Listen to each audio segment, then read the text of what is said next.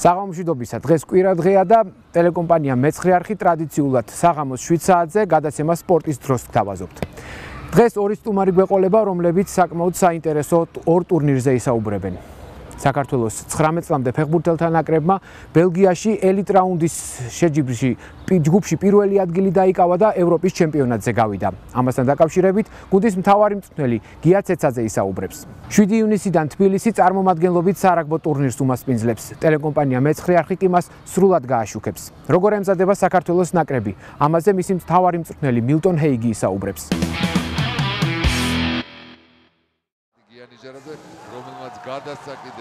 თქვენ თუ გონიათ შიდა ჩემპიონატებისა და საერთაშორისო ტურნირების დამთავრებით სარაგბო სეზონიც დასრულდა, ერთობ შემწდარხართ.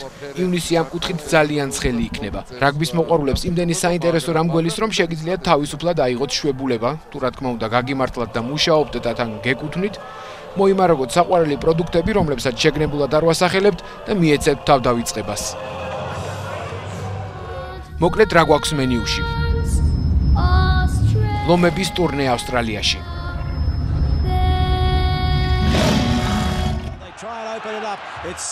სუპერ რაგბის მატჩები.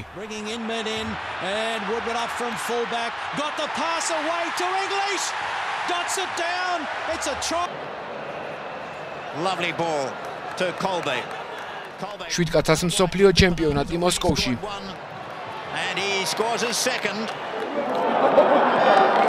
და აირბის საერთაშორისო ტურნირი თბილისში, რომელიც წელს პირველად გაიმართება და ტრადიციულ სახეს მიიღებს. მეორე დონის ქვეყნების შეხვედრა იყო ლას-ვეგასში, სადაც 3 დღის განმავლობაში მიმდინარეობდა მსჯელობა იმაზე, რომ თუ რა ვქნათ, როგორ გავზარდოთ თამაშების რაოდენობა ეგრეთ წოდებული ტიერ 2 ქვეყნებისთვის. იცით, იმიტომ რომ ყველა თხოვლობდა უკეთეს თამაშებს, მეტ ტურნირებს, უკეთესი დონის გუნდებთან თამაშებს და ასე შემდეგ. აი იქ მიღწეული შეთანხმების სამებრ შეიქმნა კომისია, რომელმაც დაიწყო მუშაობა ამაზე და ძალიან რომ არ დაუვალოთ ჩვენ მაყურებელი, საბოლოოდ გადაწყდა ესე, ჩერჩილის თასი გაუქმდა და რუმინეთის Nations Cup-ი, რასაც ქვია, ანუ აირბი Nations Cup ერქვა რუმინეთის ტურნირს ის გაიყო და შემდეგი პრინციპით მოხდა გადანაწილება. ანუ შეირჩა 4 გუნდი. ეს არის არგენტინის ანაკრები, როგორც მაშინ ითქვა, ირლანდიის ანაკრები და სამხრეთ აფრიკის ანაკრები პლუს ურუგვაის ეროვნული ნაკრები. და აქეთა მხრიდან რუსეთის, რუმინეთის და საქართველოს ნაკრები გუნდები. შეიქმნა 2 ტურნირი, რომელიც პარალელურად გაიმართება, აირბი თბილისი Cup იქნება ჩვენი და აირბი Nations Cup ბუქარესტ იქნება იქ. ჩვენი ნაკრების მეტოქეები რაგბის კავშირის ოფიციალურ ვებგვერდზე ასე არიან მოხსენიებული. ურუგვაის ეროვნული ნაკრები, მზარდი ირლანდია და სამხრეთ აფრიკის საპრეზიდენტო 15-ეული. პირველი გასაგებია, მაგრამ ტერმინები მზარდი და საპრეზიდენტო ჯერ კიდევ დასაზუსტებელია. რა ხარისხის მოთამაშეებით ჩამოდიან ირლანდიელები და აფრიკელები საქართველოს დედაქალაქში? ვის შეიძლება მივმართოთ ამ კითხვით თუ არა ზაალ გიგინეიშვილს? მზარდი ირლანდია უფრო კარგი გუნდია, ვიდრე პრეზიდენტის 15-ეული. ესე იგი, მზარდი ირლანდიაში მოხვდნენ ვინც ესე იგი ის 9 ლომი არ არის, რომელიც წავლენ ავსტრალიაში, სრულიად ბრიტანეთის ნაკრებთან. არ არის კიდე 26 კაცი, ვინც წავა შტატებსა და კანადაში ირლანდიის ნაკრებთან, ირლანდია რასაც ქვია და ეს არის რეალურად ირლანდია, შეიძლება ოდნავ სუსტი, მაგრამ ბევრი კარგი მოთამაშე ყავთ, მაგალითად რობი დიაკი და მაგალითად ნაიალ მორისი. ნაიალ მორისმა ახლა ინგლისის პრემიერშიპი მოიგო, ლესტერის მოთამაშე არის ბეკი. აფრიკის გუნდი არის ძალზე უცნაური გუნდი, ესე იგი რასობრივად ერთობ ჭრელი. აფრიკაში სეზონი იყოფა 2 ნაწილად. აი პირველი ნახევარი და მეორე. პირველ ნახევარში 150 კაცი თამაშობს 5 Z15-ის გუნდში. აი მაგათგან არავინ არ არის მაგ ნაკრებში. მაგრამ პარალელურად ატარებენ სხვა შეჯიბრს, რომ სხვა გუნდები და სხვა მოთამაშეები რო არ იყვნენ უქმად მაგ დროს. ეგ არის ვოდაკომის თასი ქვია. 16 გუნდი გამოდის და აი ამ 16 გუნდიდან შეურჩევიათ ეგ ნაკრები, ოღონდაც ესე იგი, ვინ Z15-ში მონაწილეობს, იმ გუნდების ფილიალებიდან არავინ არ არის. ტურნირის 3 სათამაშო დღეზე გადანაწილდება. დღეში 2 მატჩი გაიმართება და მათ ავჭალის სტადიონი უმასპინძლებს. ბილეთის პასი 10 ლარია და ორივე შეხვედრაზე დასწრების უფლებას ითვალისწინებს. სამწუხაროდ ავჭალის არენა მასობრიობით არ გამოირჩევა და მას მხოლოდ 2100 მაყურებლის დატევა შეუძლია, რაც მსურველთა რიცხვს ბევრად ჩამოუვარდება. მიზეზი არის მარტივი რა, ლოკომოტივის სტადიონი არის ფეხბურთის ფედერაციის, დინამოს კერძო საკუთრებაში, ორივე დაკავებულია. იყო ლაპარაკი იმაზე, რომ შეიძლება თქვა ერთი მატჩი გამართულიყო, მაგრამ ეს ძალიან სერიოზულ პრობლემას გვიქმნიდა, იმიტომ რომ იცით რომ მიყოლებით არის ორი თამაში და ეხა ერთის გამართვა და მეორე თამაში სხვაგან გადატანა უკვე სერიოზული პრობლემა იყო და შესაბამისად აი ეს რესურსი რა ჩვენ გვაქვს ავჭალის სტადიონი იძულებული ვიყავით გამოგვეყენებინა ეს რესურსი რა. სამწუხაროდ დღეს საქართველოში რაგბის 2000-ზე მეტი გულშემატკივარიანი სტადიონი არ აქვს. რაც არ უნდა იყოს მიზეზი, რეალობა საკმაოდ უსიამოვნოა. ჩვენს ქალაქში დიდი რაგბი ჩამოდის, მასზე დასწრება კი ასეთი შეზღუდულია. თუმცა გამოსავალი არსებობს. ტელეკომპანია მეცხრე ყველა მატჩს სრულად შემოგთავაზებთ, ასე რომ თუ ჩვენს რჩევას გაითვალისწინებთ, მშობლებას აიღებთ და საყვარელ პროდუქტს მოიმარაგებთ, შეიძლება ეს უსიამოვნო რეალობა საკმაოდ სასიამოვნოდ შემოტრიალდეს. როგორ ემზადება საქართველოს ნაკრები აირბის თბილისის თასისთვის? ამ კითხვას სხვას ვერავის დაუსვამ, თუ არა მილტონ ჰეიგს და ისიც ჩვენი სტუმარია. მოგესალმებით, გამარჯობა. გამარჯობა. პირველ რიგში დავიწყოთ როგორ ემზადება ნაკრები, რა შემადგენლობით მოემზადება ნაკრები და ლიდერები დაისვენებენ თუ არა? Well, I mean, we've been preparing with the local. ბოლო კვირების განმავლობაში იმ ბიჭებს ვავარჯიშებდით, რომლებიც საქართველოში არიან. სამშაბათობით და ხუთშაბათობით ვიკრიბებოდით და სატრენაჟერო დარბაზში ვემზადებოდით. შემდეგ კი მოედანზე ვამუშავებდით ტექნიკურ კომპონენტებს. ის ბიჭები, რომლებსაც მეტი მუშაობა სჭირდებოდათ, ყოველ დღეც მოდიოდნენ. სრული გუნდი კი შაბათ შეიკრიბა. გადაწყვიტეთ რამდენიმე მოთამაშე დაგვესვენებინა, მაგალითად გორგოძე, ზირაქაშვილი, კაკოვინი. მათ მძიმე სეზონი ჰქონდათ, ამიტომ მათთვის დასვენება უმჯობესია. გარდა ამისა, რამდენიმე მორაგმე ტრავმის გამოგვაკლდა. ზოგი მათგანი მცირე ოპერაციას საჭიროებს ან გამოჯანმრთელების პროცესშია და თამაში არ შეუძლია. ფიქრობ, თბილისის თასზე საკმაოდ ბრძოლის უნარიანი გუნდი გვეყოლება, შემადგენლობაში მრავლად არიან როგორც გამოცდილი მორაგბეები, ასევე ნაკრების ახალწვეულები, რომლებიც ამ მატჩებში აუცილებლად მიიღებენ შანსს მეგობრები და ოჯახის წევრები კარგი თამაშით გაახარონ. Their family and friends as well. თქვენ ახსენეთ ლიდერები, რომლებმაც დაისვენეს იმის გამო, რომ იყო საკმაოდ ხანგრძლივი სეზონი, მაგრამ ამავე დროს გამოძახებულია მაგალითად იგივე ფეიქრიშვილი, რომელსაც ფინალი აქვს სათამაშო, ფინალი ითამაშა იმისი, ქვია, საფრანგეთის ჩემპიონატის. რამ გამოიწვია ეს ცვლილება, რომ დაუშვათ ის მოხდა ნაკრებში, მაგრამ ნაკლებიც დამქანცველი სეზონი მას ჰქონდა და დაუშვათ სხვები არა. Well, I mean, Antonმა თავად გთხოვა, რომ მისი კანდიდატურა გაგვეთვალისწინებინა ამ ტურნირისთვის ნაკრების ფორმირებისას. ჩვენ ვიცით, რომ მისი გუნდი საფრანგეთის ჩემპიონატის ფინალში გავიდა, მაგრამ ამავე დროს ტრავმის გამო მას ბოლო 6 კვირის განმავლობაში ბევრი არ უთამაშია. ახლა მოედანს დაუბრუნდა, ფორმაშია და საქართველოს ნაკრებში სათამაშოდაც მზადაა. თუ ფინალურ მატჩში არ დაშავდა, მას აუცილებლად ჩამოვიყვანთ და ვათამაშებთ. გარკვეული დეტალები კიდევ გასარკვევია ტოპ 14-ის ფინალისტ ქართველებთან დაკავშირებით. მაგრამ თავარი აქ ისაა, რომ ანტონს თავად სურს თამაში და მონდომებულია, რომ საქართველოს ნაკრების მაისური კიდევ ერთხელ ჩაიცვას. ეს ჩვენთვისაც ძალიან სასიამოვნოა. ჩვენ გავაგრძელებთ უშუალოდ მოთამაშეებზე საუბარს და გუნდის მზადებაზე, მაგრამ მანამდე უფრო ზოგადი კითხვები მინდა დაგისვათ. ტურნირი, ყველა მოწინააღმდეგე, ვისაც ვეთამაშებით, რაღაცას გვაძლევს და რაღაცას ვსწავლობთ მისგან. აი ეს სამი მოწინააღმდეგე, ვინც გვეყოლება, ურუგვაი, ირლანდიელები და აფრიკელები. რისი მიღება შეიძლება მათგან? I mean, they're both all three teams are going to be very strong. სამივე გუნდი თავისებურად ძლიერი იქნება. ირლანდიელებს დიდი და მძლავრი პირველ ხაზელების ჩამოჰყავთ. უკანა ხაზი კი საკმაოდ ახალგაზრდაა. ასე რომ ისინი შეეცდებიან უპირატესობის ხაზი ფორვარდებით გადაგვეთონ. შემდეგ კი თამაში სწრაფად გაშალონ. მათ ასევე ჰყავთ 10 ნომერი, რომელიც თავადაც ხშირად უტევს. ასე რომ მათი თამაში სწრაფ დარტყმებსა და შემდეგ თამაშის გაშლაზე იქნება ორიენტირებული. ჩვენ ამ მატჩში განსაკუთრებით ყურადღებით უნდა ვიყოთ დაცვაში, გავაკეთებთ თუ არა პოჭვას, მაშინვე უნდა წამოვდგეთ და დაცვის ხაზს დაუბრუნდეთ. ურუგვაელებზე დიდ ინფორმაციას არ ვფლობთ. რაც ვიცით ისაა, რომ მათ დიდი და მებრძოლი მორკინალები ყავთ. დაახლოებით ჩვენნაირი. ყავთ სწრაფი გარემარბები და იქიდან გამომდინარე, რაც ვიდეო მასალაში ვნახეთ, მათაც უყვართ ბურთაობა. ამისთვისაც მზად უნდა ვიყოთ. And South Africa is just going to be South Africa. სამხრეთ აფრიკა კი სამხრეთ აფრიკა იქნება. ისტორიულად ეს ქვეყანა მუდმივადაა მსოფლიოს 2 ან 3 საუკეთესოთა შორის და მათ ძალიან ბევრი პერსპექტიული ახალგაზრდა ყავთ.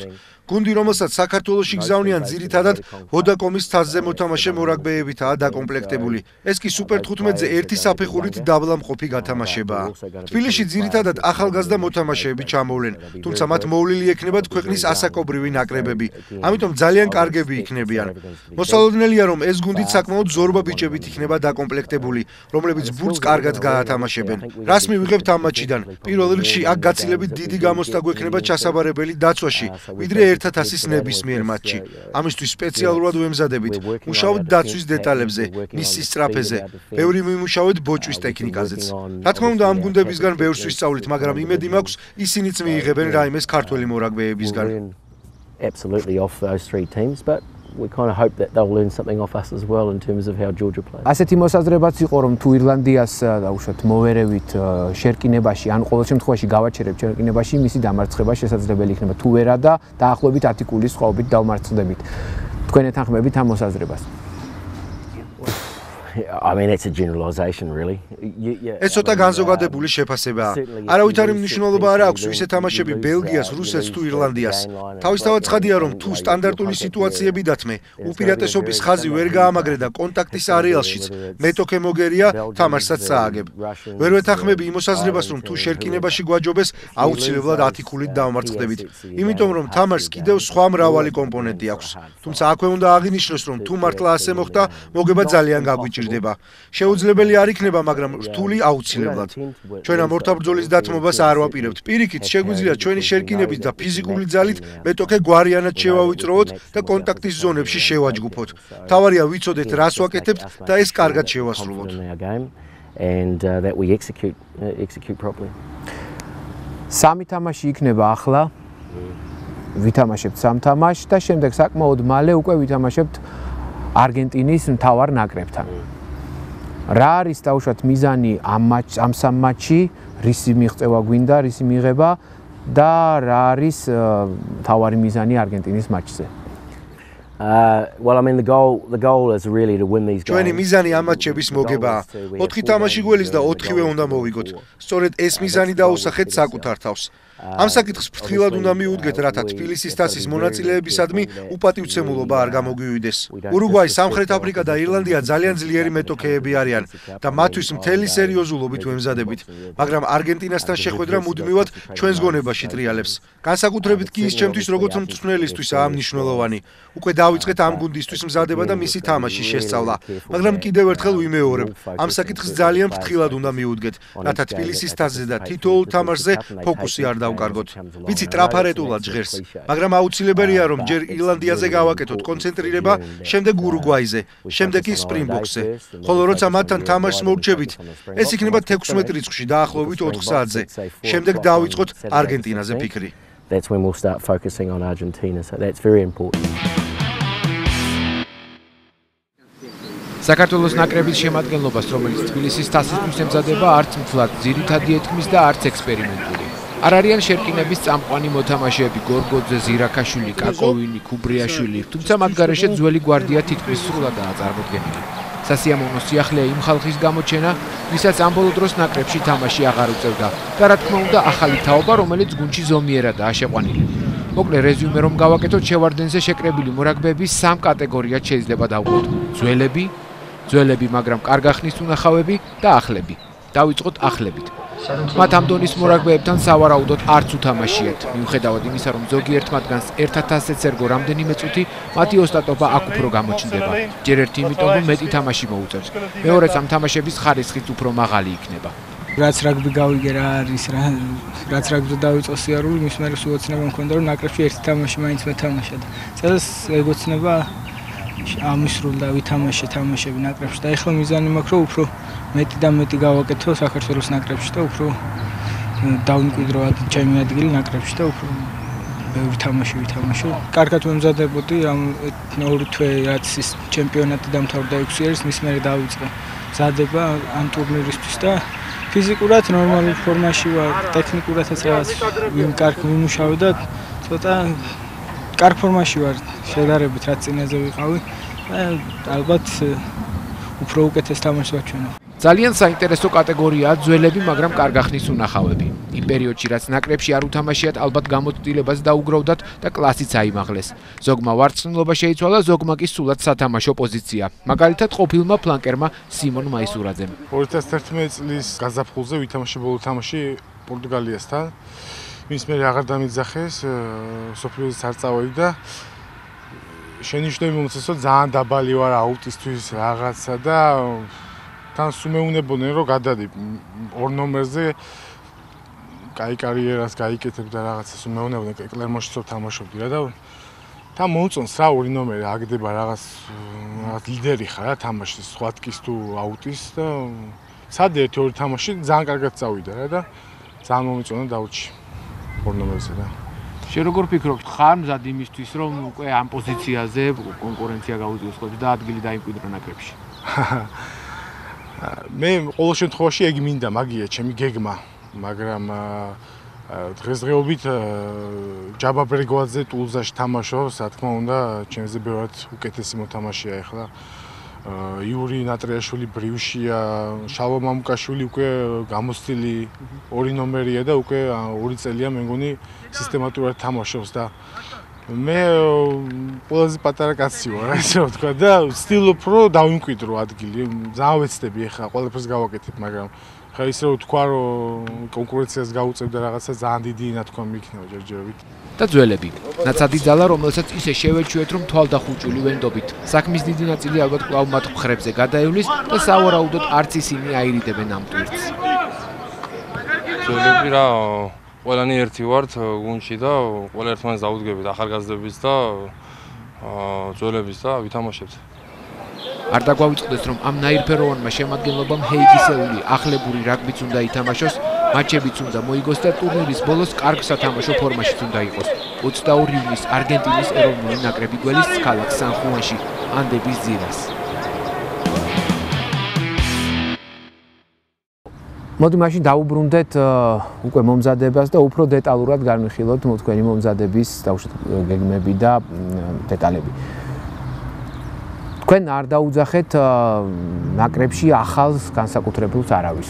ძირითადად ნაცნობი სახეებია და ნაცნობი სახელებია, რომლებსაც უკვე ნათამაშები აქვს, შეიძლება 1-2 მოთამაშის გარდა. მიხოთ ჩემპიონი ყავს ლელო, იქიდანაც არ არიან, მოკლედ ახალი სახეები არ არიან. საქართველოს ჩემპიონატიდან მით უმეტეს. რითია ეს გამოწვეული რა, სხვა შემთხვევებში ხშირად დიდით ხოლმე ახალ მოთამაშეებს. ეხლა ესე არ ხდება. რატომ იქნება გაგვცეთ ამაზე პასუხი? Well, I mean, again, we could look at this as a part of a development. შეგვიძლია ეს თამაშებიც განვითარების ნაწილად მივიჩნიოთ. ამ გუნდში არიან მოთამაშეები, რომლებიც ნაკრებში ირიცხებიან, მაგრამ მისი მაისურით არც ისე ბევრი მატჩი აქვთ გამართული. ახლა ისინი მეტ სათამაშო დროსა და შანსს მიიღებენ. არგენტინის მატჩს რომ დაუბრუნდეთ, ეს იქნება პირველი შეხვედრა უმაღლესი რანგის გუნდთან, მსოფლიო თასის შემდეგ და ძალიან მნიშვნელოვანია, რომ ყველაფერი გავიღოთ, საუკეთესო თამაში ვითამაშოთ და მატჩის მოგება ვცადოთ. ამას კი ახალგაზრდებით ვერ მოახერხებთ. ჩვენ გვჭირდება გამოცდილი მოთამაშეების ჯგუფი, რომელიც ამ სამ თამაშს შესათამაშებლად გამოიყენებს და როცა პუმებთან პაექრობის დრო მოვა, მაღალ დონეზე ითამაშებს. But also we've spent quite a bit of time in France. ამავე დროს ჩვენ საკმაო ხანი დავყავით საფრანგეთში. ასევე ვაკვირდებოდით ქართულ კლუბში მოთამაშე მორაგბეებს და ერთი რამ აუცილებლად უნდა აღინიშნოს. საქართველოს ეროვნული ნაკრების მაისურს დამსახურება უნდა. თუ საკმარისად კარგად ვერ თამაშობ, გუნდშიც ვერ მოხვდები. ჩვენთვის ეროვნული კვარტის ტარება სერიოზული საქმეა. ალბათ ნებისმიერი მოთამაშისთვის ესაა კარიერის მწვერვალი, ასევეა აქაც. My message to everybody really that plays this game. ჩემი მესიჯი ყველას, ვინც ამ ქვეყანაში რაგბს თამაშობს. შენ უნდა დაიმსახურო ნაკრებში თამაშის უფლება და არასოდეს დაელოდო, რომ ვინმე თვითონ აგირჩევს. არ აქვს მნიშვნელობა სად თამაშობ საფრანგეთში თუ საქართველოში. თუ კარგად თამაშობ და მწვრთნელის მოთხოვნებს აკმაყოფილებ, დიდი შანსი გაქვს, რომ შენს გამოგიძახონ. როცა საფრანგეთსა და საქართველოში მოთამაშე მორაგბეებს გადავხედეთ, ვერ აღმოვაჩინეთ ის ახალი ბიჭები, რომლებიც ამ ეტაპზე ეროვნულ გუნდში თამაშს იმსახურებენ. ამიტომ ისევ იმ ხალხს დაუბრუნდით, ვისაც ვიცნობდით. And so again we go back to the people that we know. მიუხედავად იმისა, თქვენ აკვირდებოდით რამდენიმე ბიჭს, რამდენადაც მე ვიცი და რა თქმა უნდა ეს თქვენი საქმე ამას ისედაც გააკეთებდით, მაგრამ იქ იყო არმიის 9 ნომერი ჯინაშვილი, რამდენადაც მახსოვს, საკმაოდ მოგწონდათ მისი თამაში. კიდევ რამდენიმე მოთამაშე ბავშვად რას ფიქრობთ, რა აკლიათ მათ როგორც მოთამაშეებს და რაში უნდა იმუშაონ კიდე რომ მიიღონ მოწვევა ნაკრებიდან? Yeah, I mean, in the long run, certainly the local guys from the Georgian Club Championship. საქართველოში მოთამაშე ბიჭებს საკმაო ყურადღებით ვაკვირდებით. ნახევარფინალური მატჩების დროს ჩვენ საფრანგეთში ვიყავით. თუმცა მიუხედავად ამისა, ყველა ჩანაწერი ვნახეთ და გავაანალიზეთ. თავარი მიზეზი ისაა, რომ ის ბიჭებიც კი, რომლებიც ეროვნულ გუნდთან ერთად ვარჯიშობდნენ, სრულფასოვნად ვერ ფლობენ აუცილებელ თვისებებს. მაგალითისთვის 9 ნომერი მატჩის განმავლობაში დაახლოებით 40-50 პასს აკეთებს. აქედან ხარისხიანი უნდა იყოს 95% და არა 50-60 ან 70. ამიტომ კარგ შესრულებას დიდ ყურადღებას ვაქცევთ. ასევე მნიშვნელოვანია თუ რამდენად სწორ გადაწყვეტილებებს იღებს ახალგაზრდა მოთამაშე. ეს კი კვლავაც პრობლემურ ნაწილად რჩება. წნეხის ქვეშ სწორი გადაწყვეტილებების მიღების უნარი მოთამაშის ერთ-ერთი უმთავრესი ატრიბუტია. არიან მორაგბეები, რომლებსაც ჯერ ამ დონემდე არ მიუღწევიათ, მაგრამ თუ ინგლისის საგრაფოებთან და ვოსპსთან თამაშს უყურეთ, ნახავდით რომ ძალიან ნიჭიერი ბიჭები მოდიან. ისინი ჯერ მზად არ არიან, თუმცა ჩემი ვარაუდით 12-18 თვეში ეს ბიჭები საგრძნობლად მოუმატებენ და გარკვეულ პოზიციებზე ნაკრების მოთამაშეებსაც შეავიწროვებენ. ეს კი საკმაოდ დამაიმედებელია. Guys who are already there for their positions, so that's exciting. და ბოლო კითხვა ასეთი იქნება, იმსევ იმ სათამაშო სტილს დაუბრუნდები, რომელსაც თქვენ ნერგავთ ახლა საქართველოს ნაკრებში. ყავს მომხრეებიც, ყავს მოწინააღმდეგებიც, მაგალითად არის ასეთი მოსაზრება, რომ თქვენ კრიტიკოსები ასეთ რაღაცას ამბობენ, რომ თქვენ ზედმეტად თუ აქამდე ზედმეტად ბევრს თამაშობდა შერკინება, ახლა თქვენ მთლიანად ეს მთელი რესურსი გადაიტანეთ ღია თამაშზე და ათამაშებთ მთლიანად უკანახატს და თვით შერკინების მოთამაშეებსაც ამ ღია თამაშს ათამაშებთ, რაც ბალანსს არღვევს გუნდში. თამაში უფრო სწორედ. თქვენ რა სიტყვით ამაზე და როგორ ფიქრობთ, რამდენად წარმატებით მიდის ეს ახალი მეთოდის დანერგვის პროცესი? I mean, I don't listen to criticism anyway. კრიტიკას დიდ ყურადღებას მაინც არ ვაქცევ და დიდად არ მადარდებს. როცა მწვნელი ხარ, შენ წილ კრიტიკასაც აუცილებლად იღებ. რაც მთავარია, ჩვენ გვაქვს გეგმა, რომელიც 2015 წლამდეა გაწერილი. რაც უფრო მთავარია, ჩვენ ნამდვილად გვაქვს გეგმა და ის პროგრესირებადია. ჩვენ ვხედავთ სურათს თუ როგორ უნდა ითამაშოს ნაკრებმა 2015 წელს და ვიცით რა უნდა გავაკეთოთ ამისთვის ახლა. ის 16-17 თვე რაც აქ ვარ და პერიოდი რაც მსოფლიო თასამდე დარჩა, სწორედ ამაზე მუშაობას ეძღვნება. სტილი რომლითაც მომავალში გვინდა ვითამაშოთ, გაშლილ თამაშსაც მოიცავს და შეკრულსაც. მაგრამ ჩვენ რომ ახლა უპირატესობა იმ კომპონენტს მივანიჭოთ, რითაც ქართული რაგბია ცნობილი, საჭირო მომენტში ვერ მოვახერხებთ იმ სტილით თამაშს, რომელიც სამწუხაროდ ჯერ არ ვიცით. ამის გასაკეთებლად კი არაა საკმარისი, რომ მხოლოდ ბეკებს შეეძლოთ ბურთის დაჭერა და გაშვება. ამას ფორვარდებიც უნდა აკეთებდნენ. პირველიდან 23 ნომრამდე ყველა უნდა ფლობდეს ხელის ტექნიკას.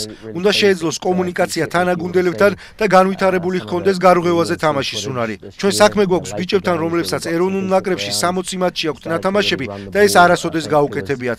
მათ განსწავლას კი დროც სჭირდება. თუმცა შედეგით კმაყოფილი ვარ. თუ ჩატარებულ მატჩებს გადავხედავთ, აუცილებლად აღმოაჩენთ საკმაოდ კარგ ეპიზოდებს, სადაც გაშლილი თამაშით წარმატებას ვაღწევდით.